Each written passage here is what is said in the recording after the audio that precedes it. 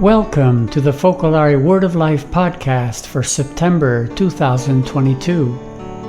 For though I am free with respect to all, I made myself a slave to all, so that I might win more of them.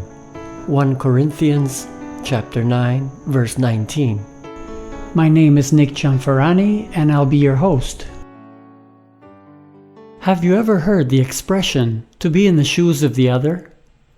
This is what share the other's hurt or joy means, or another way of saying the same would be make yourself one with the others.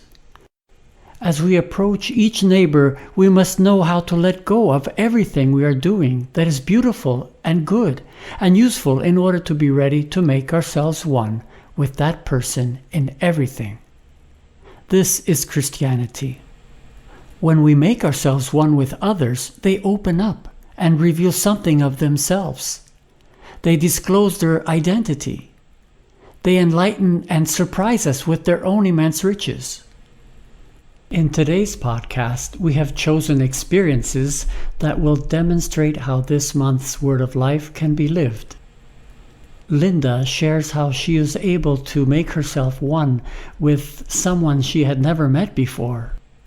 The second experience is by Father David Ryder, who was invited to a reception and was asked to sit next to the daughter of a gentleman who asked him to try to convince her to go back to church. The final experience is by J.P. Slee, who makes a very important decision in his life. Welcome to our podcast, Linda. It's a great joy to have you with us today. Can you tell us a little bit about yourself before sharing your experience? Oh, of course. I live in Vero Beach, Florida. And as far as my background, I professionally worked as a social worker and found it a very, very rewarding career. Thank you, Linda. And now we're very anxious to hear your experience. It was a Saturday morning, and I had a list of tasks to complete and errands to run.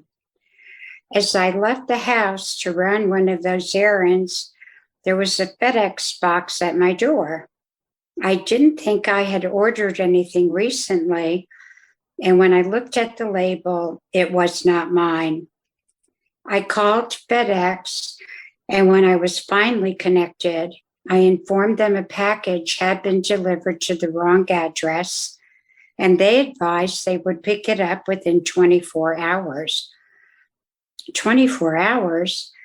Maybe the person needs it sooner, or what if it is taken off my porch? I decided to Google the name and found it, but at a different address. There was a phone number, and I called it. I explained the situation and asked for her address. It was the right person. I offered to deliver it. I called Marie and we set a time to deliver the package, saying I would call when I was on my way. After that, I received 3 phone calls and I thought, oh dear, what have I gotten myself into? But I knew I was called to be a servant out of love. When I arrived, she was standing with her walker outside her cottage. It was a rather large package, and I offered to carry it inside for her. As I placed it on the floor where she requested, I thought it would be a safety risk for her to bend down to open and remove the contents. I asked her if I could do that for her, and she responded with appreciation. Yes, Marie began talking, relating the circumstances that led to her move to a more supervised setting. She spoke for several minutes, telling me her life story that was incredibly interesting and full of many adventures and accomplishments. At one point during the conversation, she said, almost apologetically, that she was not religious. She paused. Again, I thought about the Word of Life. Although I knew I could say more, but desiring to maintain that charity, I just said that religious for me was my belief that God is love and we are called to love one another. She nodded, and I felt she was satisfied with that. We continued our conversation, and thankfully it remained as easy as it had been before. Sometime later, she said it was time she usually fed the fish in the pond behind her cottage and asked if I would like to join her. I thought about the list of errands I had to do, but felt she was enjoying the visit and company and went outside. What can I say? It was a beautiful, serene, and calming environment. We spent most of the time in silence, sometimes a comment as we watched the fish and the birds and squirrels eating in harmony for at least half an hour. It reminded me of how important it is to share what we have with one another, and thought, none of the creatures of God are in need, and they are living peacefully together. Yes, that could be true for us too. Thank you so much, Linda, and what a wonderful way of making yourself one with Marie. We're grateful for you sharing this experience and wish you all the best.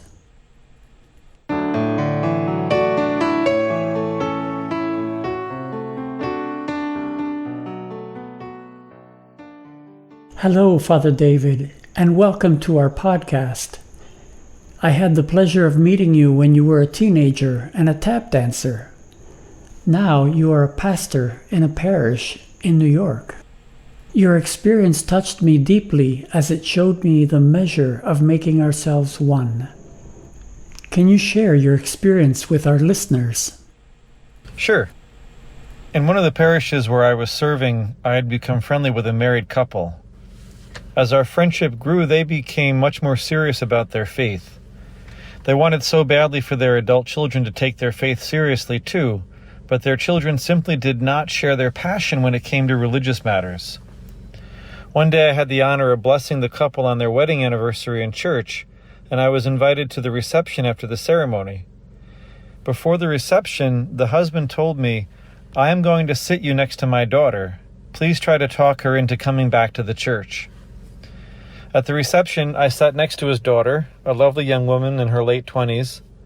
I also knew that I had to love this young woman without any agenda or ulterior motives, not even one as noble as her return to religious practice. I introduced myself to her and immediately set about asking her about herself. I asked her what she did for work. "I'm a paramedic," she told me, "and I love what I do." For the next hour, I asked her every question I could think of about her work as a paramedic. She gladly shared with me all about her job, and I could tell that she was touched that someone was taking such an interest in her life. Soon, the topic switched to her fiancé. For another hour, I asked her all the questions I could think of about their relationship, their story, and their plans for their future. I really tried to share in her excitement about both topics and to feel her enthusiasm as if it were my own. From time to time, her father would come by to say hello, and I could sense his disappointment each time he realized that we were not discussing religion. After about 2 hours of doing my best to make myself one with this young woman, she abruptly changed topics. "I know I should be a better Catholic," she said, quite suddenly. "I can't give you any good reason why I fell away. I guess life just got busy and other things became my priority. My parents would like to see me back at Mass, and to tell you the truth, I would like to be back too." Now, mind you, up to this point, I had not said a single word about religion, and yet here she was telling me that she wanted to come back to church. "Do you have any advice for me?" she asked. I simply told her to remember that it's never too late to begin again, and I suggested that she make a good confession before returning to Mass. "Yes, I should probably do that," she said. "When are the confession hours?" "Well," I said, "most churches have confessions on Saturday afternoons. However, you are sitting next to a priest. I could hear your confession right now if you want. Besides," I joked, "I give really light penances." Well, she jumped at the opportunity. We stepped outside, went to the parking lot, and that young woman made one of the most beautiful, sincere, heartfelt confessions I have ever heard. Rarely have I felt as much joy giving someone absolution as I felt that evening in the parking lot of that restaurant. The next Sunday, to her parents' great delight, that young woman was back at Mass, ready to receive the Eucharist, with her soul cleansed and renewed by the sacrament of mercy. Wow, Father David, what a wonderful experience. Thank you for inspiring us.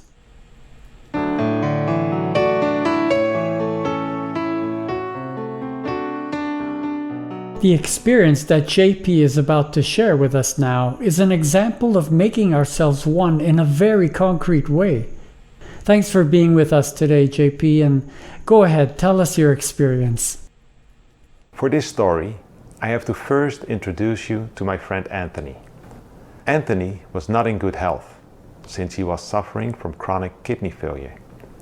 3 times a week, he had to be on dialysis in order to stay alive. I actually was considering being a possible kidney donor for him.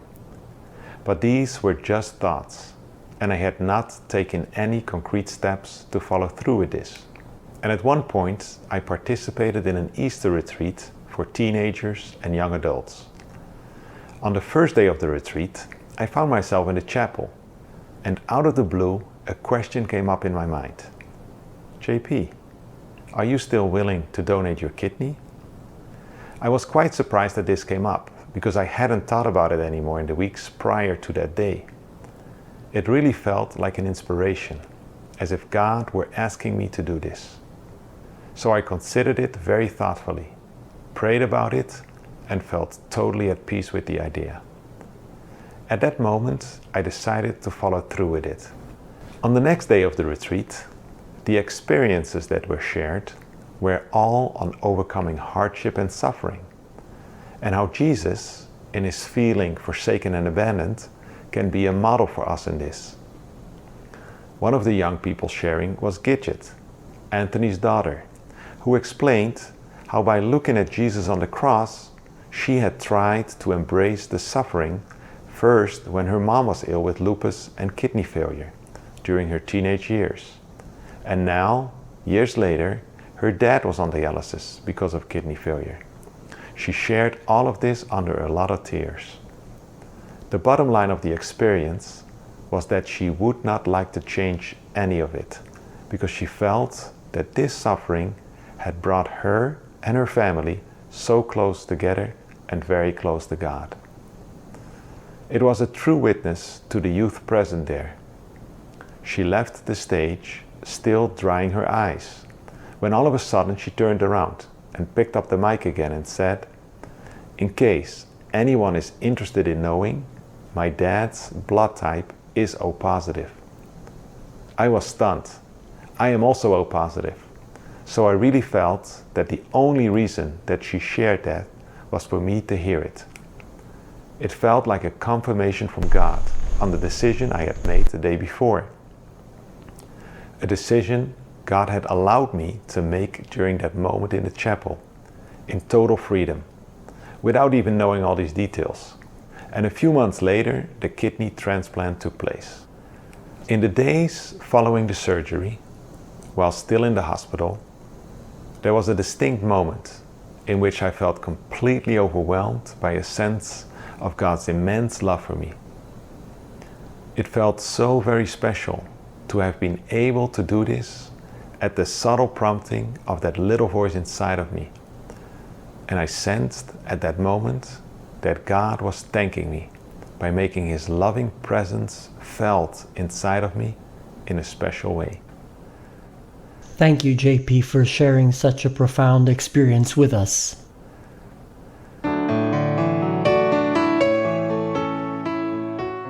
So thank you for joining our podcast today. I hope you have been inspired by the wonderful stories shared, and I look forward to being with you again next month. To listen to the commentary on the Word of Life of this month, just go to the previous episode of this podcast. I invite you to join me each month for new episodes. Bye for now, and God bless. The Word of Life is translated into approximately 90 different languages and dialects, reaching millions worldwide through print, radio, TV, and other media. There are special versions for children and teens as well, which you can find at livingcitymagazine.com. This podcast has been brought to you by Focolare Media.